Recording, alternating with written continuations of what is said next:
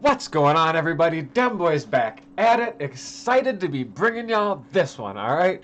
This is going to be D-Croft's 5-man user rush, but he just did it in man. I'm going to show you how to do it in zone easily, give you a coverage scheme to create some confusion and drop out behind it. Then our next bnog video is going to show you a 5-man screamer, as well as a man blitz slash coverage confusion mini scheme. We're also going to use some run D right now in this one, all right? So by the end of this week, you will have 2 videos. You're going to have enough information to run bnog like a pro.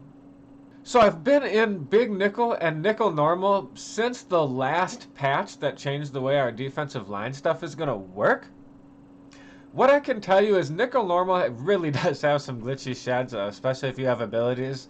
The sheds are a touch better than bnog, but bnog gives you a little more versatility and much better run defense. So that's going to be the difference between those two. And on top of having this full big nickel scheme coming, you will have a little nickel normal scheme coming out next week as well.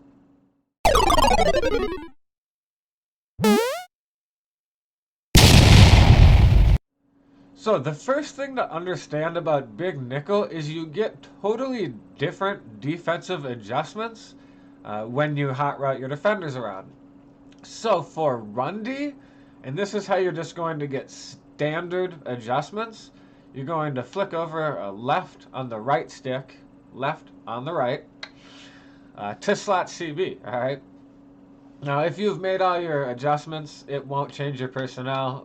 Otherwise, that will change your personnel, so be aware of that.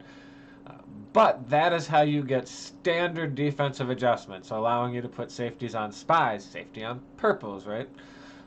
Which we're going to want for the run D. So we're just going to go ahead and start there, and then we'll get right into the heat scheme. We'll do cover 2 man.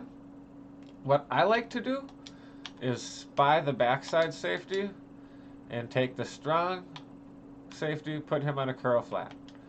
Now, depending on what kind of run, what's coming, maybe you'll find pinch from the line work, slant your rush inside. However, I usually start stock and go from there if I need to. Usually the guy on the running back, if you're pretty sure they're running, I'll usually the weak side backer over here. And we always put our user on a blitzer so we have quicker agility. It's like a COD override. If you didn't know, now you do. So first though, watch this purple, because this isn't the complete setup, and I just want you to see the purple will hitch at the 20-yard. Oh, never mind, I did have it set. So if you set your flats to 0 yards, they fire down like that. So I just put out a video on how to default that at the line. So we'll go ahead and default him so you can see the difference. And go watch my video for how to default that at the line. So if someone hurries you up, you're doing this, and you want him off the 0 to maybe play pass D the next time, you can.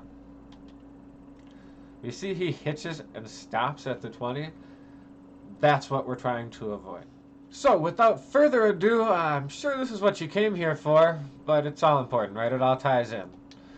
So now here, depending on how you want to have your help, is what package you'll pick. We'll start with just a standard package, which is going to allow a mid-read for those guys who just want to kind of throw something quick over the middle at heat. We're going to pick cover 2 man, and what we're going to do is we're just going to go ahead and show blitz. Then we go ahead and slant the pass rush inside. You do, in a perfect world, want to be set up opposite the running back, all right? So you'll just stand right where the game puts you. I always just kind of have my stick about halfway down. They snap the ball. You can just go ahead and fire. Boom. Real quick.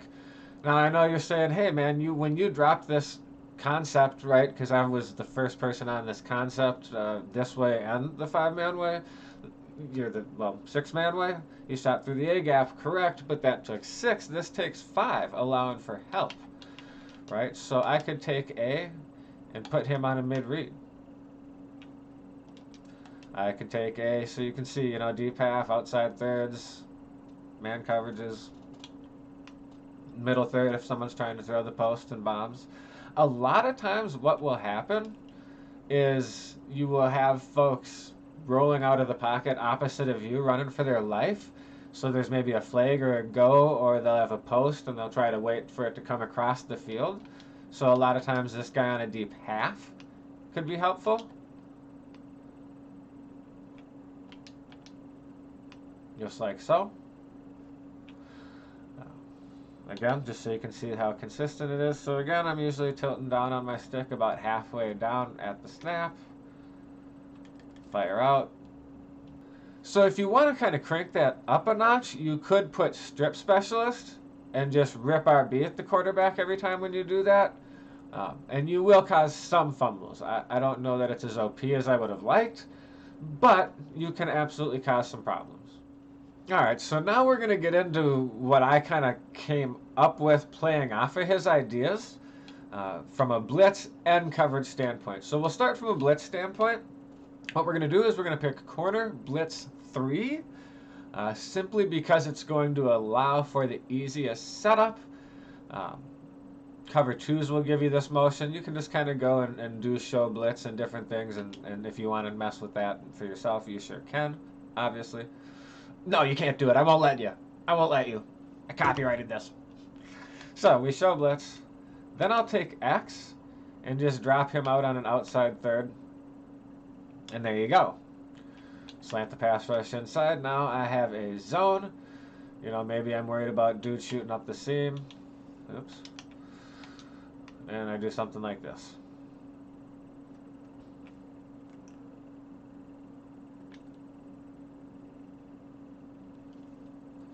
Boom. Nice way to mix things up and just create a good amount of confusion. Now, what you could also do, heck, I could do that and man him up, right? If they have something that threatens me from a cross man standpoint, could turn him into a cross man, right? So there's a ton of versatility. So now they're thinking, oh crap, you know, so maybe I'm hard flattened trying to jump something, right? They think, oh, it's coming. I slant the rush outside, get down in the gap here, try to create a little bit of a pass rush, you know, and we got something like that cooking. So the next thing I'll show you, just from a kind of a coverage standpoint, something you can play with again if you'd like. Cover 2, we go ahead and show blitz.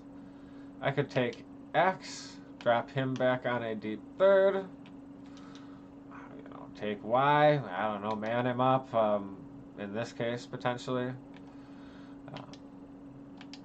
Put him on a middle third and put him out like this, right, and create something like this. Maybe LB blitzes.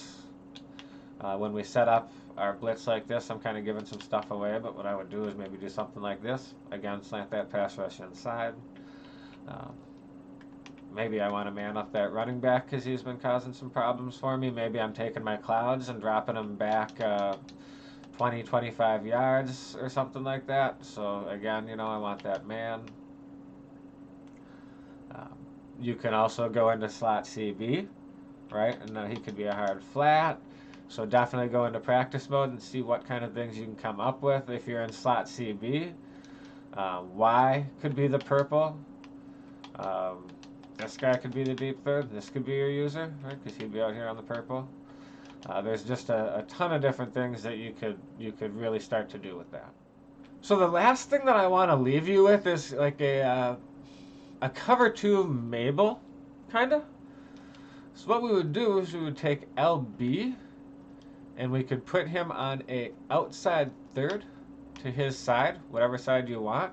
So now there's a few things you can do. You could leave it this way, and that'd be if maybe someone is trying to hit you with like a go, something coming up the seam, so it's a potential beater 2/3 beater, like what I've given you guys. We have this kind of a route coming over for a cover 2 beater. And you just kind of want to make sure everything gets locked up. So keep that in mind as a shell. I'll show you one other thing you could do. Now again, you're going to be susceptible to a go up the seam if you utilize this type of a shell. but that doesn't mean it's not an excellent shell for some kind of levels up the sideline. Oops. That'll be outside the right. And then you just take this guy and you put him up on a middle third. Boom. Something like that. Drop Y back one way or the other, right? Kind of give yourself some help. Now you're kind of playing rover. So just some different kind of things to think about within cover 3 and how you can utilize the shells.